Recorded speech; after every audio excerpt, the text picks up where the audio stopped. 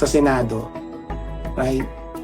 Eh ngayon, hinahanapan natin ng minimum na ethical consideration. Yun lang. Di ba? Parang Di ba, tatama din sa Paolo atin G? yan, ah. Di ba? So kailangan natin kailangan natin i-mention yun kasi nandun na yun sa konstitusyon natin na isa sa mga katungkulan ng senators ay tumayong senator judge, right?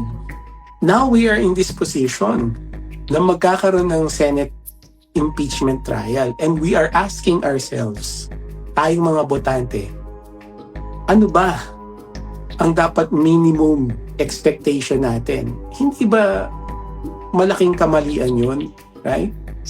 Di ba hindi dapat tayo nagtatanong sa ganitong sitwasyon na naghahanap tayo, humahagilap tayo ng ano ba ang minimum ethical consideration, di ba? Hindi tama yon. Okay? Now, sagutin ko na yung tanong mo. Dahil nandito na tayo wala na tayong magagawa. We are in this situation. May magagawa pa ba tayo? Sabi ng mga pagko-comment.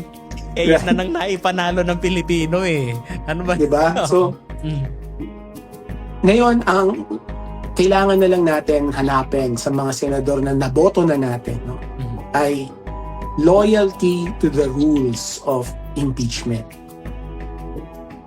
Wag na tayong maghanap ng kagalingan sa batas, wag na tayong maghanap ng kagalingan sa pag-iisip. Right?